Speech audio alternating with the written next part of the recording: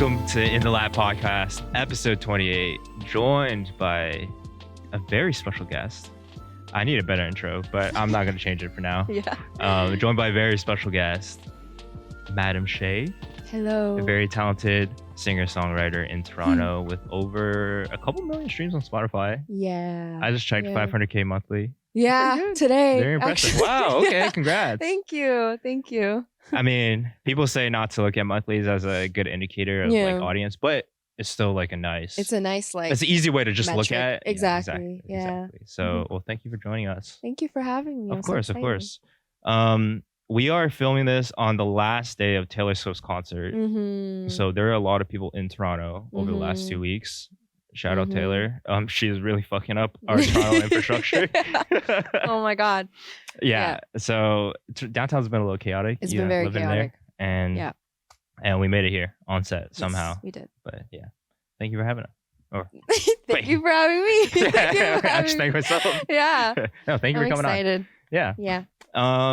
I haven't really talked to you in depth about kind of your career and how you got here in the first place. I feel like our conversations, the first time I ever talked to you was Jen's show.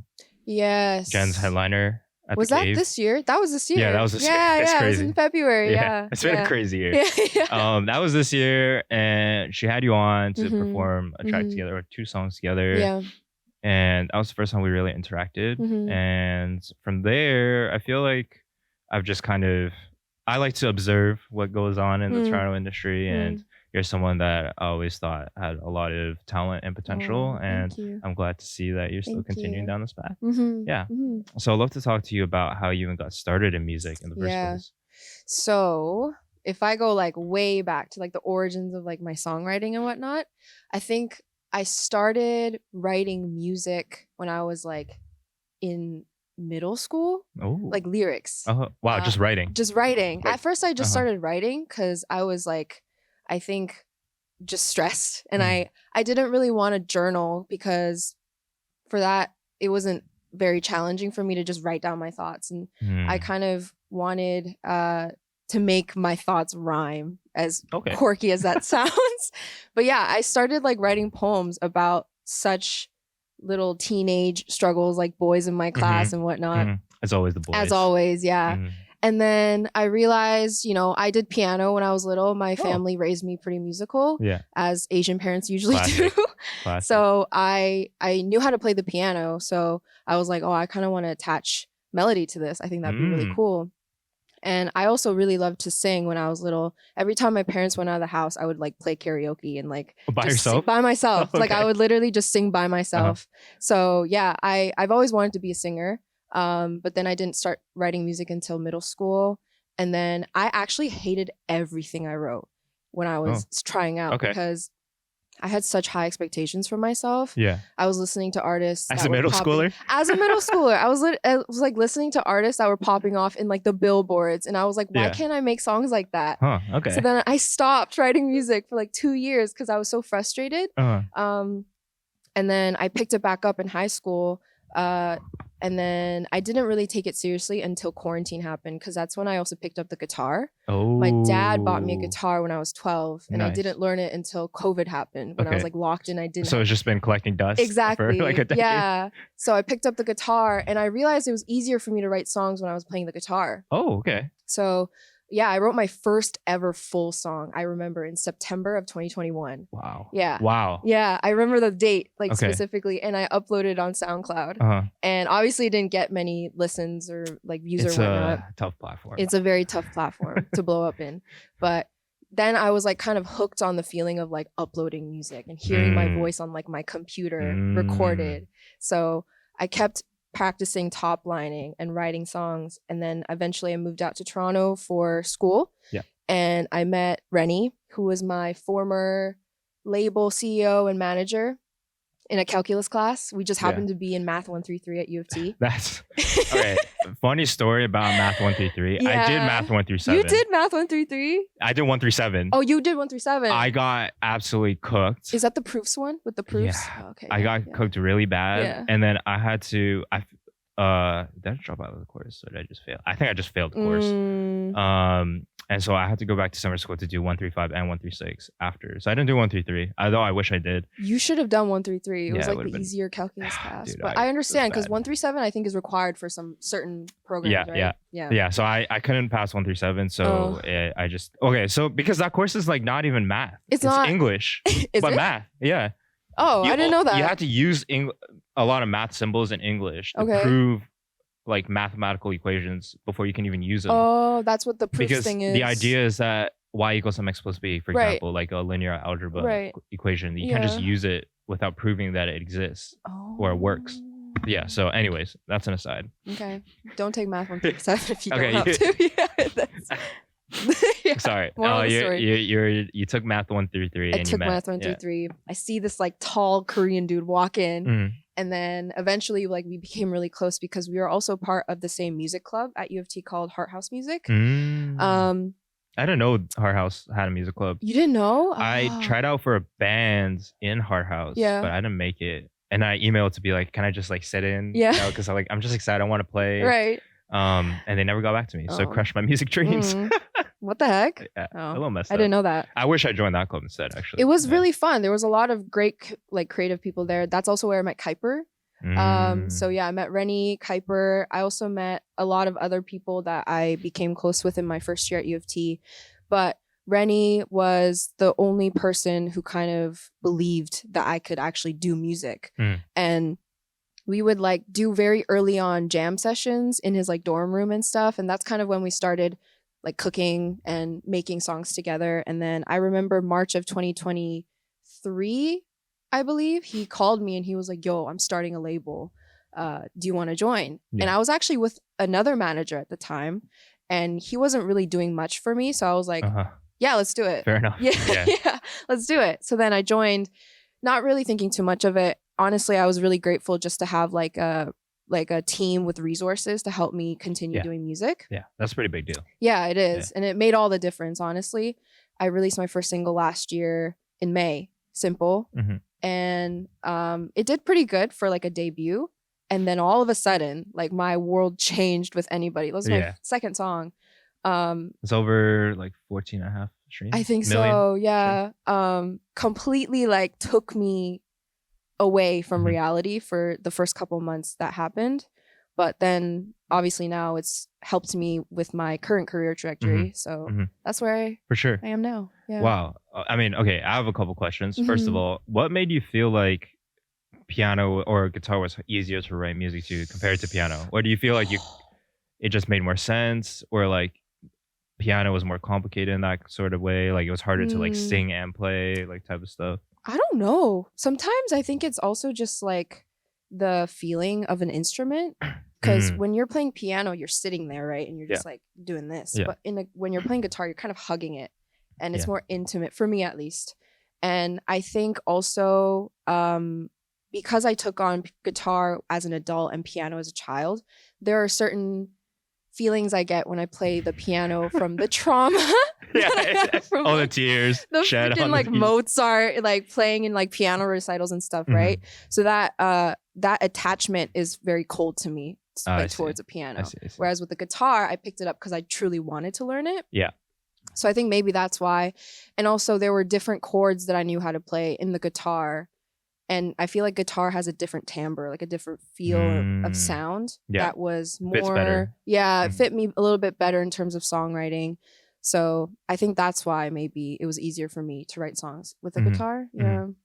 And in terms of like the music club, like how did that environment sort of help you guys? Because from my understanding, all of you guys kind of went into your own music careers and things like that. Yeah. What was that environment like?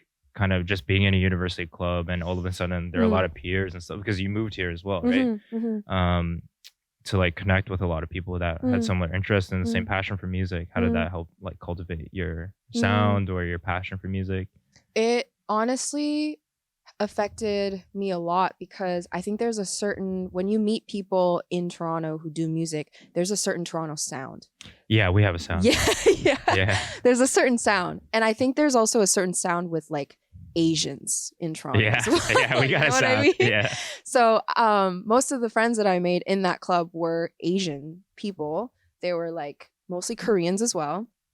and they were all connected to other Asians within Toronto who did music. So obviously that affected a lot of just the productions that I made going forward, with the producers I would connect with in Toronto who made that kind of music. And that wasn't a type of music that I was familiar with at first. So it was interesting in that way. I think it affected, like, the Toronto sound really affected the way that I continued to produce music and write music in that way. That's so interesting. Yeah. Yeah. When you first started writing music, what kind of inspirations did you have?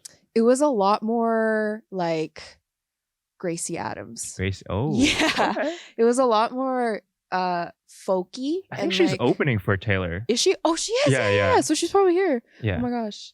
I didn't realize. But yeah, it was like Gracie Adams and kind of folky, guitar-y, acoustic. Yeah, it was kind of like that. And then obviously Asian Toronto scene is a lot more R&B, soft boy, hip hop. Yeah. You've got some indie, you've got some like dark R&B kind of feels, you know what I mean? Quote, dark R&B. Yeah. Dark R&B type beat kind of thing. So yeah, it was different for sure. Do you feel like you still resonate with that sound currently, or is it, as you said, it was kind of, you were kind of surrounded by the people that mostly did that, so that influenced your sound, but you still resonate with that currently? I think so, and I'm actually actively trying to break out of it. With the current producers that I'm working with now, who are kind of displaced in other areas of the world, they obviously have different influences and different sounds from their city. I think I'm more now drawn to organic sound rather than the type of very, how would you describe it? Electronic. Very produced. Not a lot of live instruments. Yeah, sound that I think Toronto has a lot of. So I am actively trying to just seek my own sound. Although I'm very grateful to have been introduced to the Toronto music scene. I think now it's like my turn to kind of step out of it and see what I actually want to make. I think that's really smart. Yeah. So that's kind of where I am right now. I do appreciate, I don't know if you listen to like Olivia Dean or like Olivia Dean. She came to Toronto last year in the fall. I went to her concert not knowing who she was. I was like, who is this chick? And then she came on stage, she performed like her first song, and I was like, oh my gosh, this is the type of music I want to make. Ooh, I was super inspired by her. Yeah. So ever since I saw her live, it's completely changed like the way that I want to make music. Wow. So yeah. I mean, that is why live music is so important still. Yeah. Not only as an entertainment product, but also it is a big inspiration for, I mean, not just artists, for people in general. I feel like I was at the Russell show the other day with two of my friends who were not involved in music at all. Yeah. And they came out of it and they're like, we're so inspired as well. Oh, really? So when I hear testimonies like that, I'm like, not only as a performer on stage, but also like the art itself. It is a craft, to be able to perform in live music. And it's not just inspiring, people around you or people in the creative industry, but also just people who are fans or maybe not even fans. Who just came to like, see what's up. Yeah. Actually, that's the advice Ethan mentioned when after we were kind of like talking about stuff on the tour, and after we came back, he was like, why you got to be such a performer, or why he was so hard on himself or critiquing himself for subpar performances in his eyes, was that there are people there that might not know who you are or like are seeing you for the first time. True. And if you perform like an amazing show, something that like not necessarily changes their life but leaves an impact, they'll come back for every single time. They'll come back for life. Yeah. So putting on, when you go to an artist and you're like, like that wasn't the greatest, or I don't know what happened, you're not as excited the next time. I feel like personally. So I can see why people take it so seriously and why you should take it so seriously. So anyways, that's also another side. Yeah, for sure. I mean, in terms of live performances for yourself, I mean, obviously the first time we actually talked was a live performance, but was that your first time being on stage and performing? No, that was my second time. Oh, okay. Yeah, that was my second time. My first one was Lyle's show. Oh, right. You opened. I opened for Lyle. Okay. I opened for Lyle last year at the Drake Underground. Yeah. And that actually I rehearsed right here for the Lyle show. Yeah. Oh, really? Okay. Yeah, I rehearsed here in lab, and that was like surreal. That was my first ever performance. I was so nervous. Oh my gosh. What was that experience like for you for the first time? It was like, I got on stage, obviously, and the first thing that I kind of thought was, I cannot mess up my lyrics. Like, I cannot forget my lyrics, because I tend to blank out when I'm nervous. So I actually did mess up. Oh, okay. I messed up like twice in simple, but then afterwards the nerves kind of like went down, and then half of me was next, and I was able to do that. Do you think people notice? I feel like a lot of people don't notice. I don't know. I think maybe I did. I like put my mic like that when I forgot. So okay. And then there was like the backing track, so it was nice. Fine, I think. Yeah. But yeah, that experience was honestly like a fever dream. It came and went like that. I feel like I was on stage for maybe 5 minutes, but it was actually like a 20-minute performance. Yeah. And one of the things I actually regret the most about that experience was, or I guess two things. One was just not kind of being grateful for the fact that I was on stage.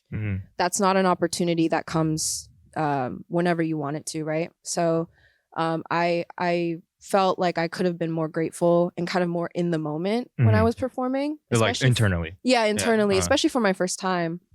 And then the second was I kept laughing on stage. I don't know if you saw. Yeah, I was really nervous. And like when I'm nervous, obviously I use humor as a way to cope. And there were two girls at the front, and they had like signs. They kept changing the signs on their phones, like saying something. I was reading it, and they were kind of funny. So I kept laughing in the middle of my performance. It was so embarrassing, but I was so nervous. And I went home and I looked back at the footage, and it's just me laughing. You're just laughing the whole time. It's like stand-up comedy. It looks like it was like a stand-up show, and I was like, oh my gosh, why did I do that? But I don't even remember laughing that much on stage. Yeah. I was like on autopilot at that moment. For sure. But yeah, that was like one of the things I regretted the most. Was just not taking myself seriously. So on that second performance with Jen, I was like, I gotta lock in. You gotta nail it. I can't do this. Yeah. That green room was crazy. It was so tiny. It was so tiny. I just remember Jen in the corner. You can only fit one chair and one person like sitting. Yeah. Just in the corner, and then everyone else is just stuff like standing around. Yeah. Jam's getting like her glam done, like her hair and like makeup. Yeah. And look. Yeah.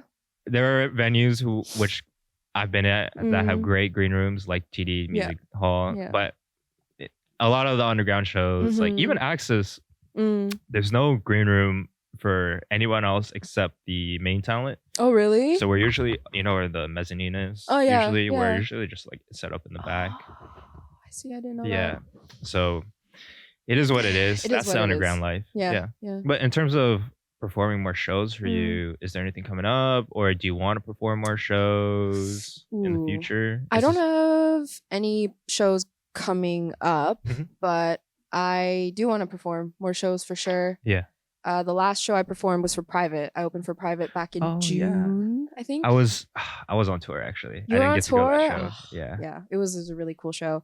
That was also the first time I was able to meet Private. But I've always been a fan of them, and so it was really cool. You didn't see Hannibal when he came through? No, I was not here in Toronto. Oh no, I was, but I wasn't friends with like Jen at the time. Okay. Yeah, or like for you guys, or even Rennie. I think I wasn't really close to him. Okay. So yeah, I missed that opportunity, but it was my first time meeting Sam and JT and Hanada, Jesse and Isaac and everyone. So that was really cool.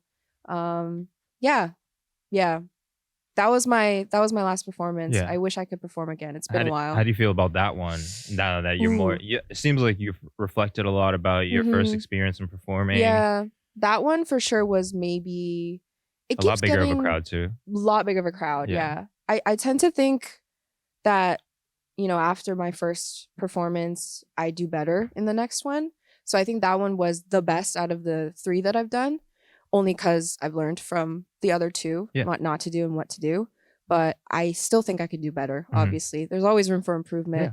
And it's unfortunate to say I'm not always proud of myself at the end of every performance. Yeah. It's hard. It's hard to be.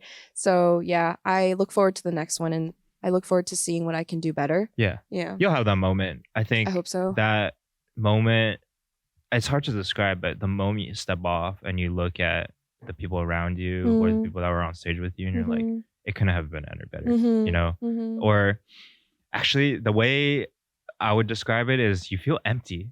Yes, that's the word. You feel empty. Yeah. And it's like you're obviously happy or relieved or whatever you're feeling, but the emptiness is like hard to describe as a performer, because you're like, I just gave it all. I don't have anything left. I'm not excited, I'm not happy. It's just I'm done. Blues. Yeah.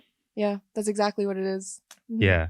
I mean, and also in the future, in terms of have you, I'm someone, I reflect a lot about what type of music. I'm a producer mainly, so DJing shows or whatever. Right.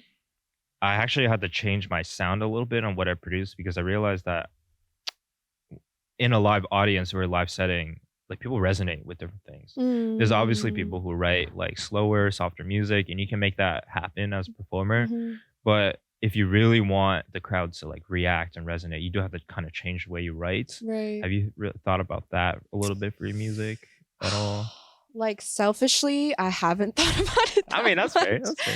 I haven't thought about it that much. It could have worked initially, anyways. Yeah.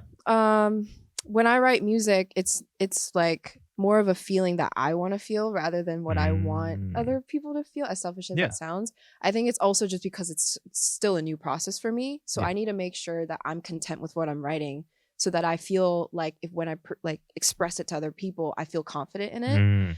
That is important. Yeah, but obviously I want to write stuff that can resonate with people, especially when I'm performing live. You need to be able to portray that emotion that you feel so strongly to the people around you. And so whether that's just having more introspective lyrics or being just more personal in my songs, that is also something I'm trying to work on actively as well. But yeah, like, I don't know, songwriting these days have been kind of hard for me. I don't know why. Yeah. It's like, do you feel like it's kind of life a little bit, or is it just a little bit of a creativity block? You feel like you don't feel as fulfilled writing it, or maybe oftentimes a lot of people, you just kind of have to live a little bit. You just got to experience things. You know? Like, for sure. Not that you need anything bad to happen to you, but just to experience and just have emotions or feelings to draw off of. I feel like people oftentimes that would be their biggest struggle. Yeah, I think that's what it is. It's like, I know I've gone through a lot in the past year for me to be able to write content or songs about it. But sometimes it's like, I don't want to write a song about this. Yeah, you're like, ooh. Yeah, like this is... It's you're being vulnerable. Yeah. And sometimes those vulnerable feelings you don't exactly want to share in this sort of form. Exactly. Yeah. It's that. And then also it's like, I want to share it, but I want to share it correctly. Like, right. Tastefully. But whatever I'm making out of this, it has to be like, it's not content for me right now. Like, I need to either sit in it a little bit more, or I'm just not able to find the right words to explain what I want to explain. Yeah. And I think that's part of me just having really high expectations for myself, which hinders a lot of my creativity. Yeah. Like, sometimes I don't want to start something because I know it's not going to be good, which is so bad. Like, it's not the greatest. To not even start. Yeah, to not even start, which is such a... I get it though. Coward thing to do for me, I think. I get it. I mean, the way I've heard you kind of explain some of your thought process for some of these creative processes, I understand where you're coming from. Because, I mean, even in middle school, you're comparing yourself to... I don't know what it is. Billboard Top 100 as a middle schooler. Like, oh man, I just have such unrealistic expectations. Yeah, which I need to really stop doing. I mean, it's fair though. I mean, that's all we can compare ourselves with, other than our peers. But that's probably even worse to do. I feel like when we compare ourselves to like what we perceive as the greats, it kind of feels like they are out of reach because we don't even know them personally. They're like they're just in a different stratosphere, it feels like. But honestly, like, as I've done it longer as well, okay, I'll use Miko as an example. I think Miko, for me, I looked for a while, I was like, holy shit. Or even talking to Ty Hawk, he was like, Miko is like not even real in his head. Like, this person is so above him in terms of just music wise or in the industry that he can't even fathom, like, even walking up to this guy and like dapping him up and saying hi, or compare his music, But like, you realize that you can't just be in the same room and write music and just like chill and hang out. And a lot of these people are just human and they've lived through a lot. They just so happen to have maybe the resources or the talent to get them to a certain place. But they probably have had the same exact feelings and fears that we have about these things. And when you humanize these people and stop putting them on a pedestal, it puts everything into perspective a little bit more, and honestly makes it easier to digest where you are, and what you can achieve, because you realize also you can't achieve exactly everything they've achieved as well. It's not unattainable. Yeah, that's true. Yeah. Well, that got deep. That got really deep. Yeah, That's okay. That's okay. I mean, on another deeper topic, I feel like when it comes to social media these days, the struggle with balancing, I don't know if you struggle with it, but the from what I hear from a lot of people and myself, the struggle of balancing having to be on social media as part of your job, and basically a requirement at this point to like have to market your music and have a presence, have a brand. How do you feel like your relationship with social media is, especially someone who did blow up through TikTok and social media, and having to kind of take a little bit of a break the last year and kind of sort out where you are internally and externally in your music? How do you feel like your relationship is with it these days? Man, I hate social media. It's so tiring having to post like on TikTok. Obviously, that was not what I envisioned was part of the job description as an artist, but nowadays, like nowadays, it you have to, unless you have a team doing it for you, like you have to, especially as an independent artist and an underground artist. Like social media is really the only thing you have to really put yourself out there and get discovered, right? And have people connect with you. Exactly. So when anybody blew up, I remember the day that it happened. Like I obviously was promoting Simple before anybody,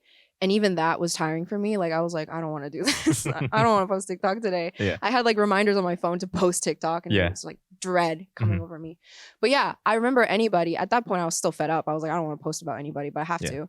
Stupid like slides on TikTok, right? Just posting whatever pictures. I remember I was like doing homework, and then I posted it. And then all of a sudden my phone's blowing up. Like, what is going on? And then the Bad Kids Discord chat is like, Shae, your TikTok's doing so well. And then I look at it and it's like going from like 20K to 30K to 40K every 5 minutes. I'm refreshing. And from then I was like, oh, now I'm realizing like social media is going to be such a staple in my career. Because of what happened in this moment right now. It's pretty self-aware to like realize that what's happening. I think maybe because it was something I was already like kind of scared of. You know, the label of like a TikTok artist, you know, that word being thrown around. And so there was obviously a part of me where I looked down upon TikTok artists, and then becoming one, I was like, oh no, this is weird. This is weird, but it's good, but it's weird. So, after that, obviously social media became such a staple part of my career, having to promote my music, especially anybody, having to connect with people who listen to my music through TikTok and Instagram, replying to messages. I was on my phone constantly, and that was really tough for me mentally. And I remember even during the time of my peak, I was not very happy because of that. And I remember talking to Wymie about this because he went through the same thing that I did. We did the song together. And we would have chats where we were just like, man, I just don't want to be on TikTok today. Like, you know, like sometimes when you post, there's a rumor that if you stay on TikTok and you scroll and you doom scroll, you get more views or something, or it attracts more views to your videos. So Wymie and I would be on TikTok after posting just to make sure that our videos were getting views. It was like a strategy. I don't know if it's a myth or something, but like that's part of the job too, doom scrolling on TikTok to make sure your videos get views. So it was just a lot of that, and like it made me really hate social media a lot, as that's just my honest opinion. Like I felt so drained as an artist. I didn't want to be on my phone. I didn't want to engage with people who were reaching out to me for opportunities. Like I just wanted to read a book, which is not a feeling that I ever got in my life. Like, let me hold some paper and a pen. Like, go back to write on a stone tablet or something, right? So yeah, like it was interesting. It was interesting having that feeling. Obviously now, because I've had the hiatus of 9 months, it's become a healthier relationship, and it's become something that is like leisurely I can use again without feeling kind of suffocated. But it is now because I went through that, a feeling I dread if it happens again. It's like, oh, I have to go through this again, but at least I know how to manage it a little bit better. Yeah. Yeah. No, 100%. It's really ironic, I guess. And I don't think there's anything wrong with having that sort of relationship with social media, even though it's required at this point, because I feel like a lot of people can relate to that. There's a lot of artists that I've talked to in this exact setting that go like, social media isn't for me. Like, I don't really like it too much, but everyone understands why it's so important. It's so important. Yeah. And it's not that you guys don't want to connect with fans or anything, but you still want to. And that's the best medium to do it. Yeah. But, you would much rather, live your life post music, go to a show, for example, and connect that way. Right. And and I do think there is a sort of toxic mentality when it comes to having how you have to market music. Yeah. I mean, things have changed a lot in the 9 months. I will say that. For sure.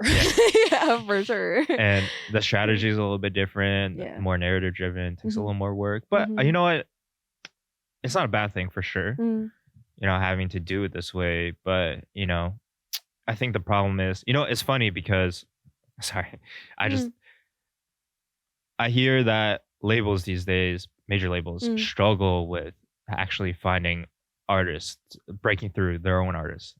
On social media. Yeah. Ooh. And their own artists, they have struggled like breaking artists out. And so their strategy now is to find people who are already doing well on social media and just taking them instead. And now that's even because they're having trouble breaking their own artists out on social media. How about for the people who have to do it on their own? Right. So I think in terms of where the industry is for music marketing and music industry as a whole, I think there is a little bit of a stagnation. Oh, also the UMG TikTok.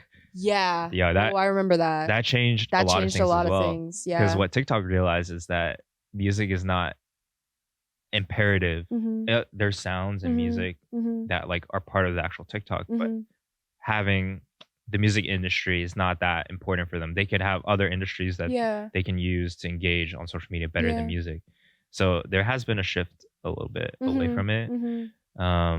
So yeah, I mean, I understand. I have to, a lot of there's also a lot of comparisons as well. Yeah. Like how many TikTok followers, what are your views? Like you post one pop in TikTok, the next one doesn't do well. You're like, what happened? Now you're questioning everything. It's no longer about just your craft.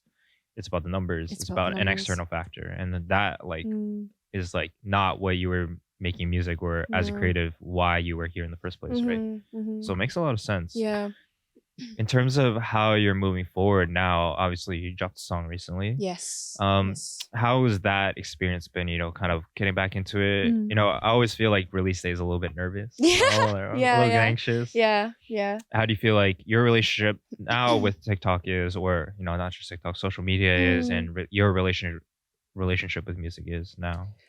I think it's definitely, I think I needed that 9 months to kind of figure my branding, but also just heal my relationship with music and social media. I think last year and a little bit of this month was a little crazy for me mentally. And you're still in school, right? I am still in school. That was a part of why I was going insane. But yeah, I think a lot happened for me this year that I did not anticipate. A lot of good things and a lot of bad things. And I definitely needed the break. As much as I didn't want to take a break, I was not actually writing a lot of music this year. And I lost a lot of passion for my craft this year, actually, that I think I got back from releasing Interstate last week. Just that feeling of initial adrenaline coming back again. I was like, this is very inviting. Like I miss this feeling a lot. And this particular release was very special to me because it was just through my own independent name. Yeah. It's my first single, like as an indie artist, like an independent artist. So that's why it was a lot more, I think, significant for me this time around. Like having a more like sense of control over my craft, I think now, as daunting as it sounds, I do feel like it is refreshing for me as well. Yeah. Especially because, for sure. Like, especially because I don't know what my brand is, I'm still figuring that out, and figuring it out on my own with the people that I want to has been really great. But yeah, like, I don't know. I look forward to making more music. I think I'm slowly getting back into just doing what I want to do and not really caring about what other people think or how I think other people are going to perceive me. I'm really trying to focus on that. And just living in the present moment, because I tend to worry a lot. I'm a very pessimistic person. Yeah. Yeah. I wouldn't be able to tell. Actually. Really? Yeah. Oh, I'm like super pessimistic. Wow, really? Yeah. You seem someone who radiates a lot of positivity. Oh, I'm glad to hear that. I'm glad to hear that. It means I'm good at hiding it. Okay. I see. Yeah. But trust me, like I can be very pessimistic. Even with Interstate, I was like, oh, I was fully ready for it to flop. Like I was fully ready for it for no one to hear it, for everyone to forget me. And I remember going on my Instagram live when people joined. Like I actually saw people joining. I was like, why are you guys still here? You guys haven't forgotten about me? Yeah. So I think I always expect the worst so I don't get disappointed, right? The Spider-Man quote. Yeah. I literally, that is my motto. But I'm trying really hard to let go of that. Yeah. That's amazing. Yeah. My Spider-Man quote is "Take a leap of faith." Oh. Yeah. I don't know what stuck. It might be the acid. I watched Spider-Verse multiple times on it. Did you actually? Yeah. It's a great movie. Wait, the Miles Morales one, right? Yeah. Spider-Verse. Spider-Verse. That's an amazing movie. It is very great. Don't do drugs. I don't condone it. Don't do drugs. But that is a great movie if you do.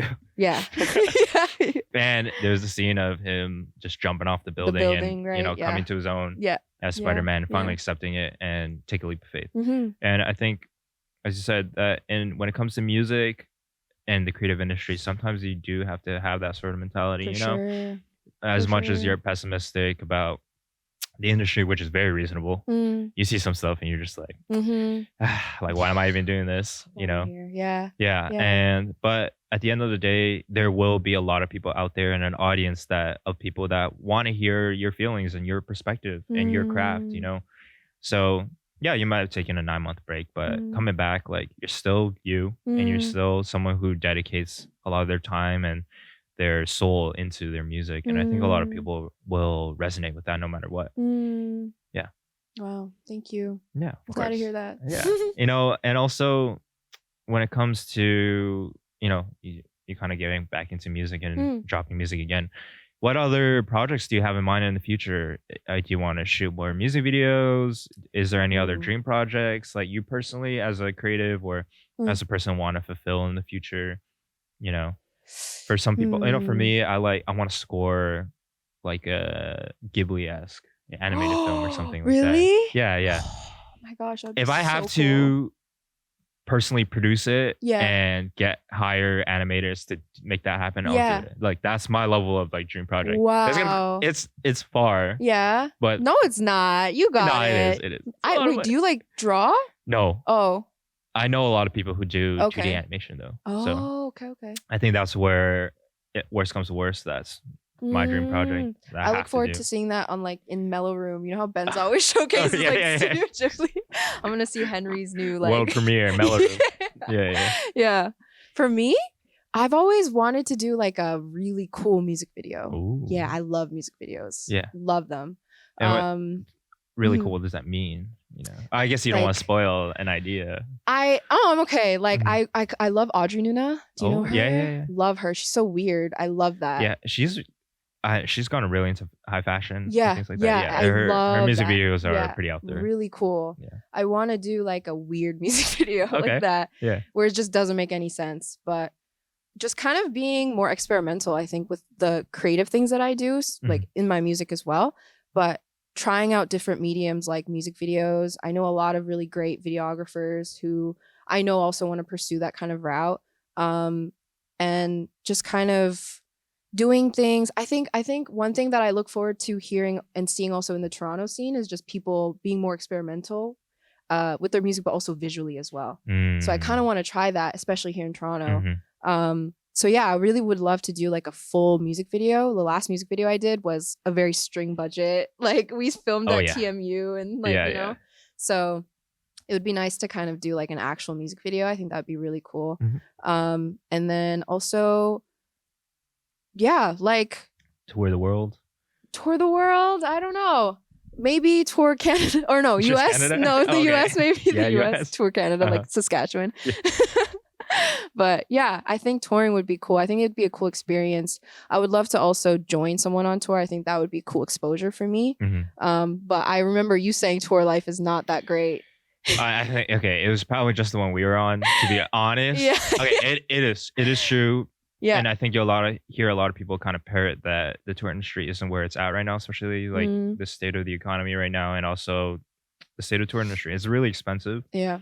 Especially as a headliner, like you have to eat so many costs up front, and it's not the dream of just going on tour and you'll make your money on merch and ticket sales and everything. It doesn't exist at that kind of level anymore. And so, you know, it is better to just be an opener and tour like that. It's probably a lot easier, and as you said, exposure. And it was, I think it was just because our first one. I think there were some challenges that came to it, and I mean, but the tour company was great, and the people in the production crew were great. I think it was just a little chaotic. Just a little chaotic. Yeah. But I don't think all tours are like that for the most part. And I mean, the private guys seem to have a blast. Yeah. So they were touring a lot. Yeah, exactly. So I think it's still something I would recommend. I think everyone got to do it once. Yeah. Do a US tour once. Yeah. See how it is. See if it's for you. Yeah. I've always performed in Toronto, so even like performing elsewhere, I think would be cool for me. But yeah, I do definitely want to experience that once in my life. Would you ever go hometown and perform? Edmonton? Yeah. Or is it like... I don't know if anyone from Edmonton would show up but my parents. Okay. Like really? My high school friends, yeah. Not. I mean... Yeah, my like teachers. You know, someone that I used to think that way. Yeah. I mean, I'm from here, so it's a little bit of a different perspective. But Tyog said when he goes back to Kelowna and he puts on like hometown shows like that, I feel like with your platform and with, you know, your audience, I feel like you definitely can, you know, well, I don't even know if you resonate with your hometown like that. I do. Yeah. I love Edmonton. I used to hate it. I kind of still do a little bit. It's like a love-hate relationship with it. But I feel like Edmonton's kind of popping off recently. We've got a lot of great artists from Edmonton. I went to high school with a guy named Avanoir, who's like... You went to high school together? Yeah. What the heck? You didn't know that? No. Oh, yeah. He went to, like, I would see him in the halls and stuff. What the heck? Like, literally. Did he know that? Right? Isn't that crazy? Yeah. He's super talented, and he has a great, like, little collective with, like, Angelo. I know he was here on the podcast. Yeah, Pino. Yeah. But he's from Edmonton, and then you're like, I was thinking of Edmonton. I was thinking of Edmonton artists, and the only one I could think of was Avanoir. Yeah. Like, what the heck? Avanoir, and then there's another artist. There's a couple other artists, I think, like Eben and Arden, that I met actually because he did a show recently last week in Edmonton, and everyone showed up. But I feel like that's the kind of level of exposure you need to have a crowd like that, which I haven't attained for myself. So you'd be surprised. I hope. I don't know. We'll see. We'll see. I might just like say it's a concert and then say like if no one shows up, it's like my birthday party. Okay. Wow, you got contingencies. Okay. Plan A, plan B. But yeah, like he definitely made like a footprint in Edmonton, and also it helped that he was kind of well known already in Edmonton. I see. Yeah, but Edmonton's great. Like there's a lot of other creative people in Edmonton too. My boyfriend's also from Edmonton. He's a stylist. He's very, very talented. Wow. So yeah, like a lot of great talent in Edmonton, guys. It's popping. Like I didn't go know to that. Edmonton. Yeah. I always think of Calgary more than Edmonton. Oh. Oh, no, you ain't fucking with Calgary? It's okay. Calgary's okay. Damn, that seems like some regional hatred. A little bit of a beef. Personally, music-wise, hockey-wise, we're a little bit better. Hockey-wise? Okay, definitely hockey-wise. Hockey-wise for sure. I'll give it for sure. We have Connor McDavid. We got the Leafs. We got Austin Matthews. It's okay. Okay. I had to quit being a hockey fan. Why? After the Game 7 Bruins loss, I was in grade 8. And I went to elementary school where most of the people there were playing hockey. Oh, yeah? Yeah. And man, did that break my heart. Listen, we made it to the finals last year and we fell off. So yeah, you almost made the comeback. That was close. Yeah, it was really close. That was close. Yeah. I was watching. It's this year, right? This NHL season? Is it already? Yeah, it's already gone. Oh, it's already shoot. Gone. Yeah. I'll tune in after. Maybe a fake fan. No. That was a trick question. Okay. I just wanted you to know. Okay. Yeah. How, actually, a question I had was, how was your transition over to Toronto?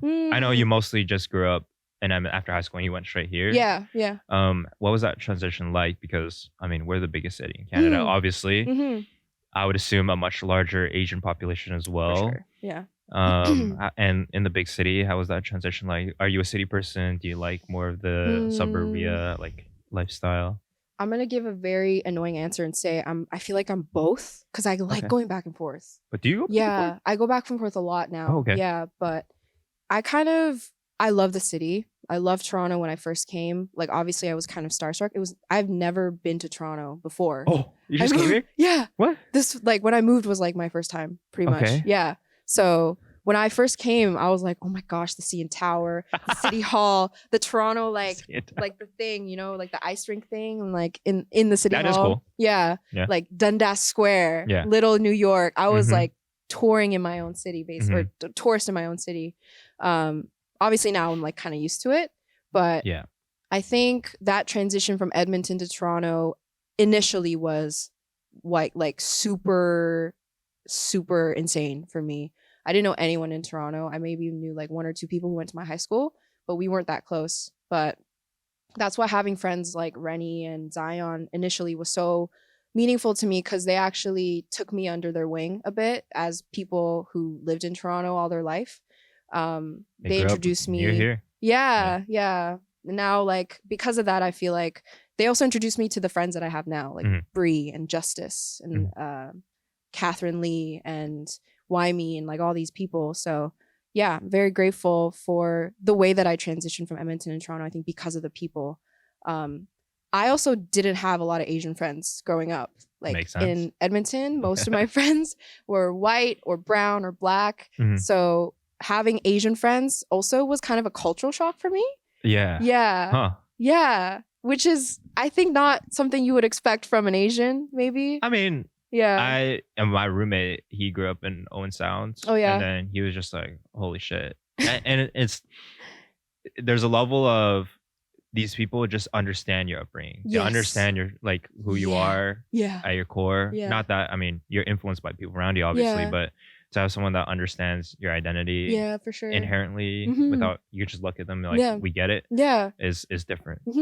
Like the first time I ever went out to a proper Korean barbecue and had soju with Korean people was in Toronto, like 2 years ago with YJ. Like that was the first time. So that was also kind of a cultural shock for me. And I absolutely kind of loved it because I felt so safe in my culture, just like complaining about my Asian parents to Asian people who understood. So yeah, that I think was really cool. And that wasn't something I experienced in Edmonton. And yeah, for sure. Yeah. You know, Tyhawk said it too. When I heard culture shock, I never had to deal with this because I grew up in Markham, moved to Toronto. It's I'm an hour commute out, like half an hour. If the DVP is empty. So for me is I just lived here my whole life. I mean, I grew up in the States, but I moved when I was super young. So Toronto was really all I knew growing up. So I didn't experience that. So hearing people outside come and you know, as someone who grew up in Toronto for my whole life, I got jaded about Toronto. I started hating the city because there's a lot of annoying things here personally. I guess so. Yeah. And so I started looking at cities like New York or Chicago or LA, and I'm like, oh, it's so much better there. You know, it's bigger, there's more people. But then you realize that I just been living in the biggest city in Canada. So when people come here, they're like, oh my God, Toronto's amazing. I'm like, what are you talking about? But, you know, kind of my relationship, it's a love-hate. I hated it for a little bit, maybe around COVID-ish. And I was just like, I want to get out. I want to move to LA. You know, I want to get out to New York or something like that. Oh, yeah.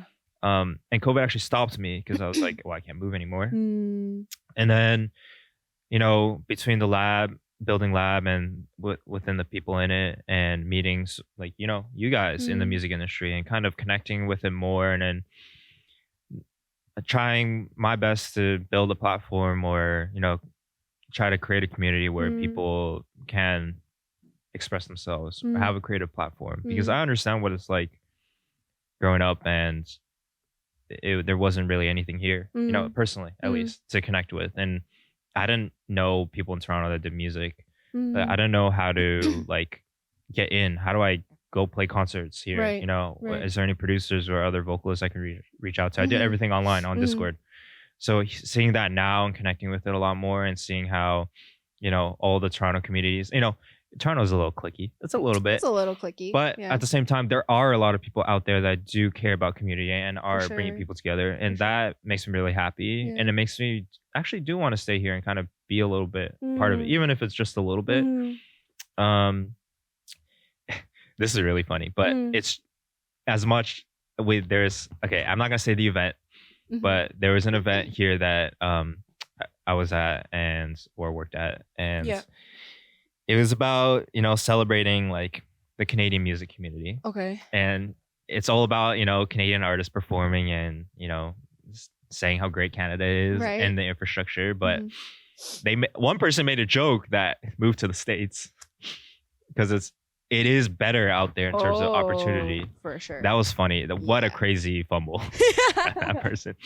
But you know, it's true that there are bigger opportunities out there, you know, perhaps not necessarily in the city or in this country, but you know, I think it's something that we can get to eventually. And I can see the people here, they're really I really think that there's a lot more people that can break out of Toronto. Truly. Yeah. And it gives me a lot of hope. And that's why I want to stay here a little bit longer for as long as I can. And a lot of my peoples are here out here too, so it makes sense as well, right? I have a question for you. What are your thoughts on like the Toronto sound? Ooh. What are your hopes for that? Toronto sound? Yeah. Okay. Well, obviously you can be anyone and kind of make a sound for yourself. Right. Like you're not defined by a certain sound. But, you know, something Ethan said that really like changed my perspective on what sound means was like he primarily made R&B.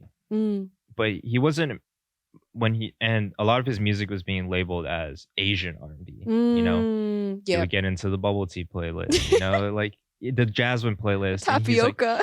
He's like, wait, but my music isn't supposed to be that. Right. It's not. I'm just an Asian making R&B. It's not Asian R&B. Like it's not a sound. You know that I'm going for, or whatever that even means. You know. You know. The other question is, what is Korean R&B? Yeah, like I'm just a Korean making R&B, and then I'm in a K-R&B playlist. Exactly. And all my songs are in English. So yeah. And you know, it's that question where you're defined by a sound because it's popular and it's easy for people to put you in boxes. But that isn't really who you are or what you're making music for. Right.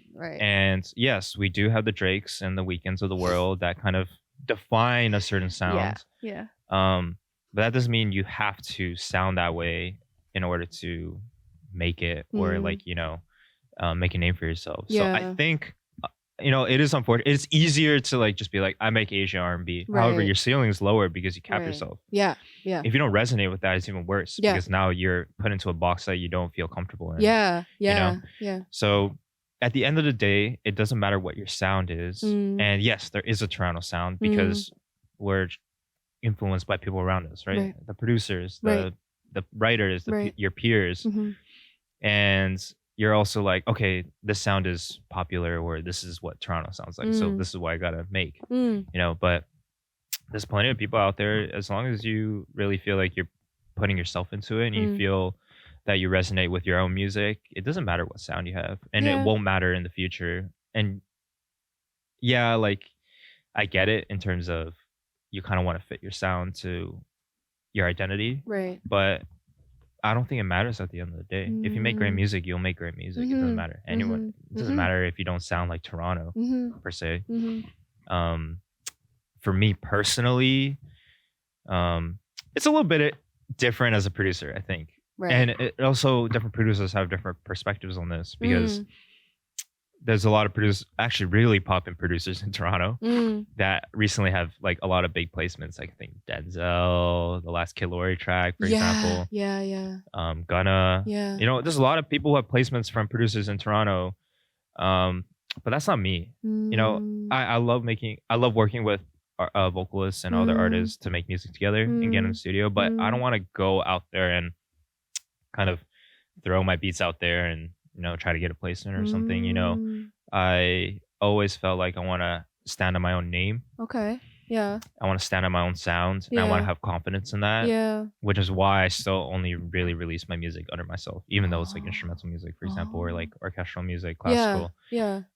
Or when I make music with other vocalists, I want to be a main artist. Yeah. In it. You know, I don't want to just be listed as like uncredited. We're just go into the song credits and you see me. Right. You know, that's my sort of mentality. So it's a harder road. And I have a lot of respect for people who also do it that way. There's not a lot, you know. There's not a lot. I don't know how many producers you can even think of that kind of can stand on their own, have their own brand. Yeah, not a lot.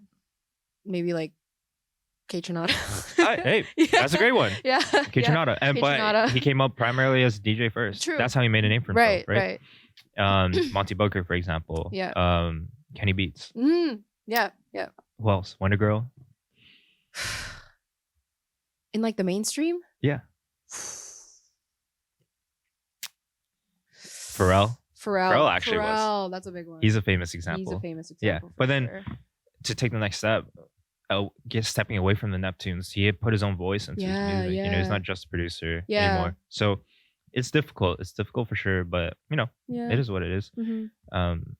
People don't ask me questions on this podcast, so I'm scared. I'm nervous. What do you mean? Was this the first question ever? Not ever. Oh, but, okay. I mean, okay.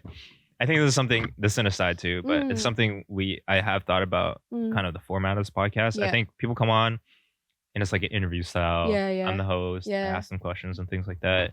But I want it to flow more like a conversation. Yeah. But not everyone's used to it. Like people are nervous sitting in front of a camera. It's not, I think you did great. Yay. Yeah.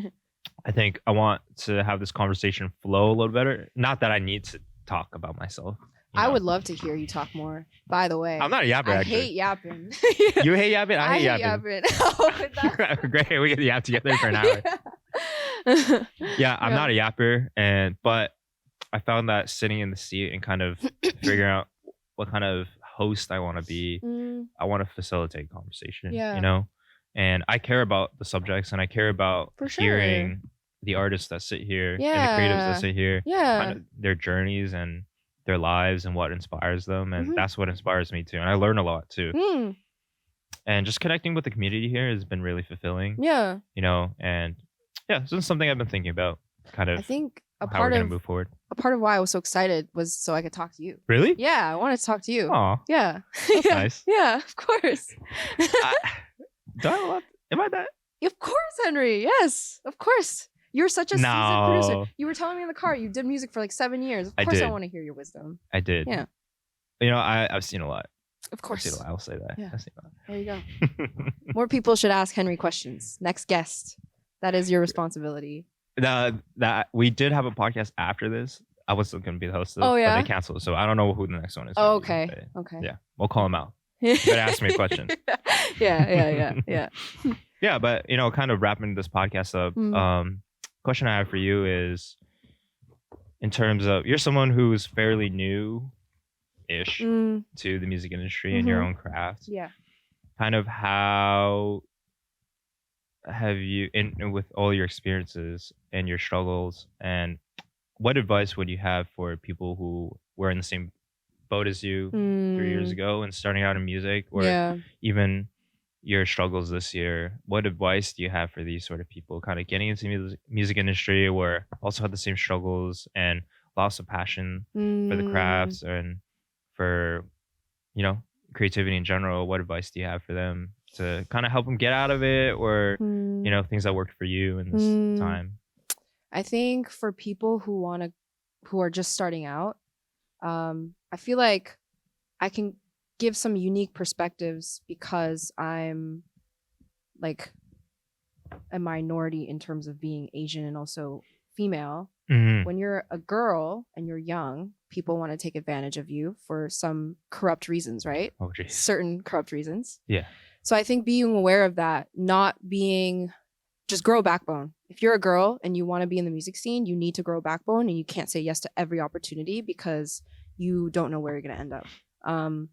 Unfortunately, there have been times where I had to learn that the hard way, and people have taken advantage of me because of a certain marketable quality that they see in females. And so having that awareness is super important, I think.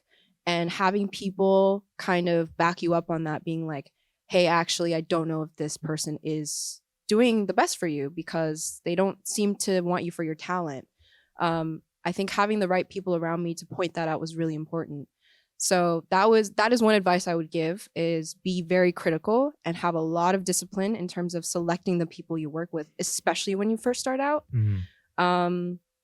And second, I would say, again, just be very aware of the people that you're around and the crowd you're around. Because I think in the beginning stages of your artistry, you just want to be around anyone who does music, you know, like you want to grasp every opportunity. But if you got the right talent and if you put in the work yourself, those people who want the best for you are going to come to you. And luckily I had that happen to me through people like Rennie. So yeah, just make sure you grow a backbone in this industry. There's a lot of people who don't want you for the right reasons. And I would also say, in terms of struggling with continuing to do music, I'm Christian. So having God in that picture was super important to me. I realized that if God didn't want me to pursue music, or at least give it a proper try, he wouldn't have blessed me with the certain people in my life and the specific resources in that timing. And everything was just in his design for me to pursue. And so kind of looking back on that and realizing, if I give up now, I'm literally just saying to God, like, I don't want this. Whatever you're giving me, I don't want it, because I don't trust myself. And in the end, I don't trust you. And I don't have the right to tell him that. So yeah, I think putting my faith in God was like the most important thing for me this year, especially to get out of my like burnt out series or burnt out days.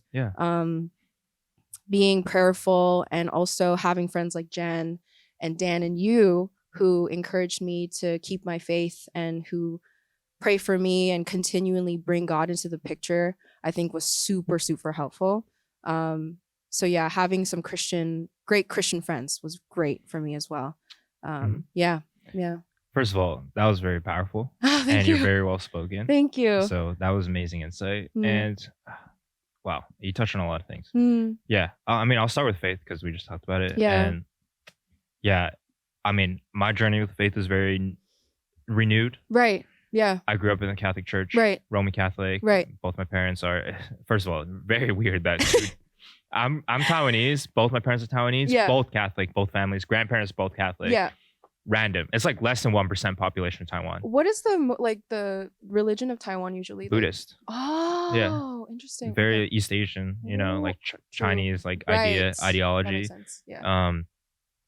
So yeah, it was random that I grew up Catholic. I never thought about it that way, but you know, growing up in the church, and I did lose my faith for a little bit, or I questioned it a lot growing up, and I definitely never thought about it when I was struggling through music. Oh. It was just, I was just so selfish. I was thinking about myself, just thinking about like, how am I going to get out of this? What opportunities do I have? Me too. Yeah. I've really thought about, you know, kind of letting go a little bit of that and not stressing as much about the journey. Oh, it is about the journey, but not stressing too much about the results, about what's in it for me. Right.